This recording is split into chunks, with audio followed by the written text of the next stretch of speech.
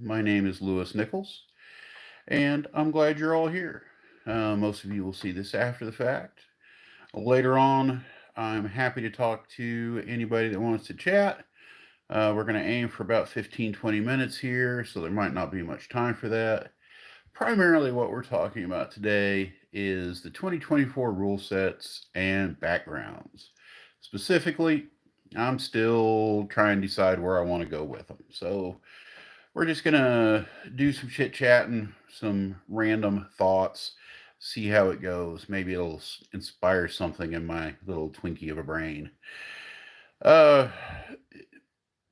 it's not as bad as what you may have heard me fuss about before. They have a good selection. You can do most of what you want to do. It's just some of the things are they're not quite right. It's a first draft. It's maybe even a second draft. I just don't think it needed more play testing before it was released. There's some mistakes there, oh, in my opinion. Um, like I said, it's a big list, but there are some things missing. Um, this is something that's supposed to be a big deal to the characters, to character creation, and I think if you just don't want everybody to have the same background, you need to offer more. Uh, a lot of these, a lot of these they offer are they're very rarely going to be chosen. Just various problems with them that I'm not going to get into right now. I've gotten into some similar stuff before. Uh,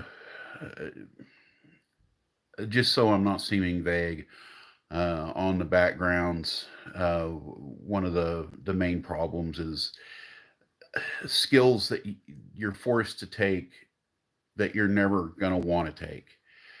I mean, let's face it. You're choosing a 2024 D&D background based on attributes. Everything else is just kind of extra, and you want it to fit as best it can. But it's those attributes that matter the most. So, what's missing? So out of the 2024, or sorry, out of the 2014 rule set, Folk Hero, Outlander, and Urchin are all backgrounds that were not included. Now, should they have been? I think Folk Hero should have been. It makes sense if it's the idea of somebody that began their adventuring career before they started making levels. It's a member of the posse instead of the PC leading the posse. It's somebody that went out and did work when they could, um, and as they had the ability to. Thank you for the compliment on the beard. Hello, everyone. My name is Lewis Nichols, and this is World Building Essentials and Exercises, and we're talking about Dungeons and Dragons 2024 backgrounds. Um, so Outlander is a little bit of a weird one because Outlander is perspective. You're nobody's in an Outlander to themselves. Uh, so I think Outlander would work in some campaign settings that are pretty isolated, and this basically depicts somebody that came in from the outside. Of course, that said, they could have virtually um, any skill set, right? It could be a sailor from somewhere else. Could be a a merchant from somewhere else, a soldier from somewhere else. But the idea of Outlander to me was always somebody who did a lot of traveling, who didn't have a specific skill set beyond that. So I think there's a place for it. Urchin, maybe they let it go because they've already got a lot of kind of alt economy uh, type of backgrounds. I mean, they have the criminal and the charlatan, entertainer for that matter. They also have the hermit. Um, I mean, Urchin kind of depicts a kid uh, that, and you don't necessarily pick up skills as a kid. However, that said, I think, again, in some campaign settings, it's just fine. Now, one thing I stumbled across, if you've been watching the channel, I've been doing a lot of ocean going, pirate type activity, campaign stuff, seagoing campaigns, world building for them. So I've been looking a lot at Saltmarsh, the book, the source book for D&D. And they have a number of backgrounds that other systems didn't. Fisher, Marine, Shipwright, and Smuggler. And this kind of solidified some thinking. I think that developing your backgrounds, you can definitely have custom backgrounds. You can pick and choose from existing backgrounds. You can shuffle stuff around. I think that's part of your campaign preparation process. I know what you need is one more thing to do when you're trying to figure out how to start a campaign. But if you want to go deep, if you already are a DM that has done a lot of world building, so some of the basic stuff is kind of already done in your head. It's not, it's old hat, choosing governments, figuring out religions, doing maps. Your first few times DMing, that's tough stuff. I mean, that's the bulk of it. But as you go on, that becomes easy. It's almost thoughtless. It's a day at the computer, 4 hours, and you've gotten all this done. Now you got all your prep time left to do the in-depth things that none of your players are ever going to care about, but you do. That's why we do this stuff, right? I don't run a campaign because I like watching my players develop. I mean, sure, it's fun, entertaining people, but I'm doing it for the world building. So quick reintroduction for the people that are watching. My name is Lewis Nichols. You have stumbled onto World Building Essentials and Exercises, and we are talking about the D&D Player's Handbook 2024 rule set and backgrounds specifically. If you could, hit the like button, subscribe. I'm getting very close to 400 subscribers. It's not big by YouTube standards, but I'm kind of proud of it. So if you wouldn't mind doing the basic stuff, leave a comment, all those fun things, I'd appreciate it. Now let's dive back into it here. So yeah, if you're doing a seagoing campaign, your criminal background, it's going to maybe be a smuggler or a pirate. There's no reason why a soldier, most soldiers, or a lot of soldiers at least, wouldn't, be skilled at being a Marine as opposed to an infantryman. Shipwright, people build boats, it's big industry. And you're going to have skills adept to that. And you can set up the attributes accordingly. We're not going to do that today, but and for that matter, you can take the existing backgrounds out of the 2024 book and mix them up as you see fit for your campaign. It's all how much work you want to put into it, right? Now, my own little list of backgrounds that in any book that I've seen, but I don't know why they're not. It seems like no-brainer stuff. This is all basically on the idea that these are jobs people had before they started adventuring, as a kid, as a young adult. And, you tend to play characters about, the same maturity level that you are. So when you're my age, you might be playing a character that's, already had one career and he's starting adventuring late in life. So, but anyway, neither here nor there. I don't know why Teamsters are not in the book as a background.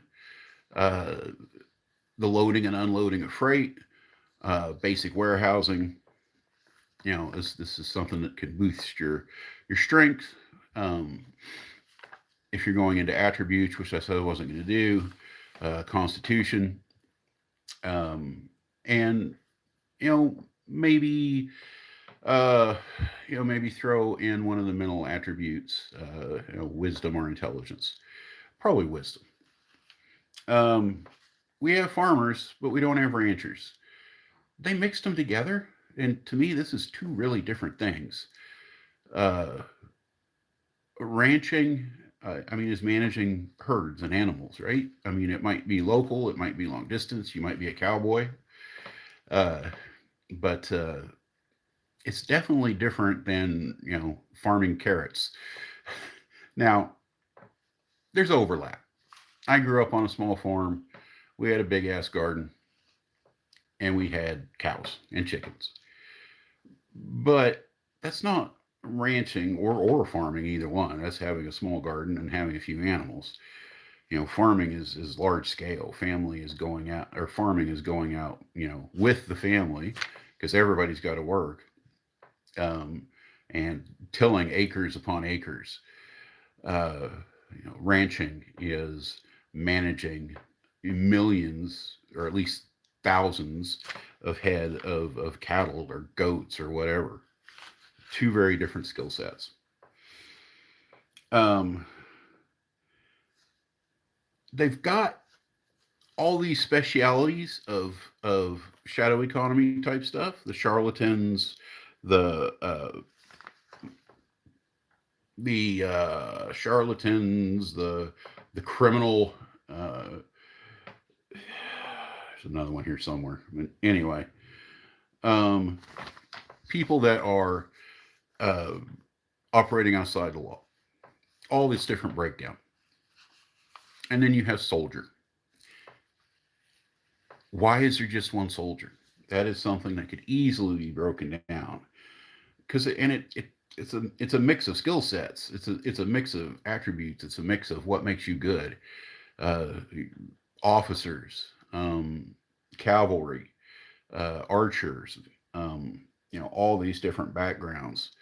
And you don't have to give out the best feats. Just because somebody's an archer doesn't mean you have to give them, sharpshooter. Or just because somebody has a background in uh, as an officer, that doesn't mean that you have to give them something amazing.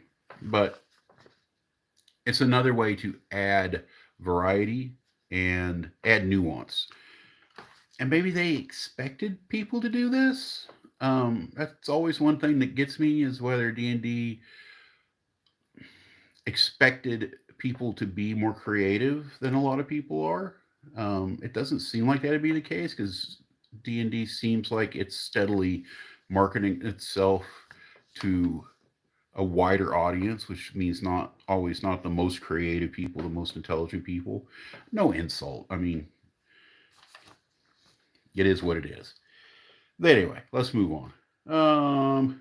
Bureaucrats.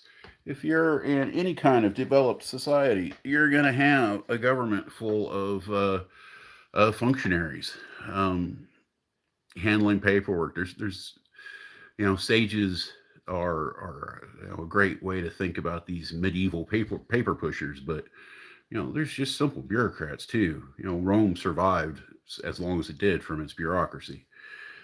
Uh, Speaking of all the criminal types, uh, where are the thugs?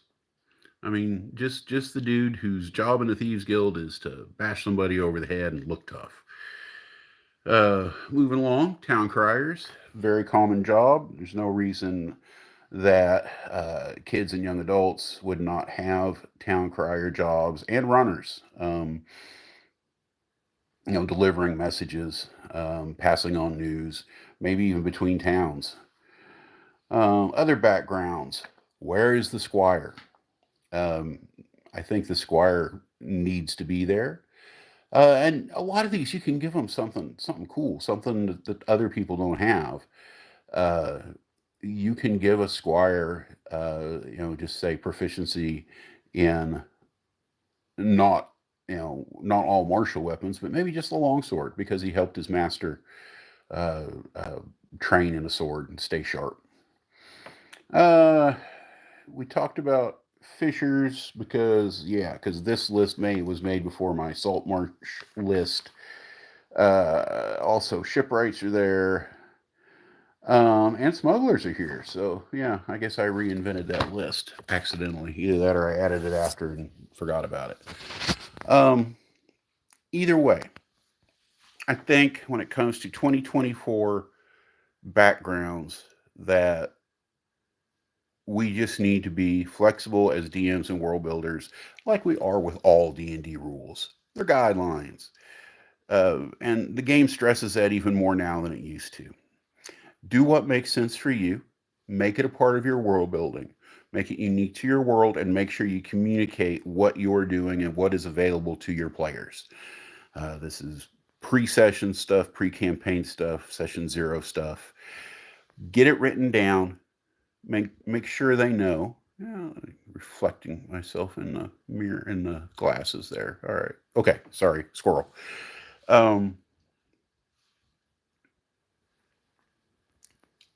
You don't have to flood them during gameplay with a bunch of all your random facts and world building. Once again, we're doing this for us. We're not doing it for them. Mix it in lightly. But when it comes to game rules that you're world building, that are contributing to your world, make sure it's in a published form where they have the opportunity to see it and understand what you're doing different. And when you're talking to them in session 0 about their specific character choices, make sure you understand what their background is. And if it's different than the book, talk about it, figure it out. And if they're really just set on what's in the book, if they've already built their character around it, you can have some flexibility, right? It's probably not going to mess anything up. They just learned a little bit differently than everybody else. And that is maybe the biggest flaw or asset in the whole background system. Do you make it hardcore? This is what's possible and as written? Absolutely. That really limits yourself. Or do you open it up and say, okay, you have all these components, mix it up, make it work for your character, which essentially means just do anything. But is that so bad? I don't know. We're going to talk about this more. I'm going to get more stuff on paper. I still don't know how far I'm going to go with trying to write up my own background system. But who knows? We'll find out. So here we are at the end of the video. A bunch of people just jumped onto the channel. Thank you. Welcome. My name is Lewis Nichols. The station is World Building Exercises and Essentials. We do world building here for the most part. I release episodes every Friday. Sometimes I release extra episodes. The live stuff is kind of random. Whatever's on my mind or whatever I happen to feel like doing that day. We've got some time off. I've got some time off. I don't know. Hopefully you do too, through the holidays. So I might be on a little bit more than usual. You might see a little bit more content, but I've also got some big projects I'm working on too. So yeah, we'll see how it goes. Love you all very much. I'm glad you could stop by. Thank you for spending a little time with me. And I hope you all have an absolutely wonderful day. Cheers.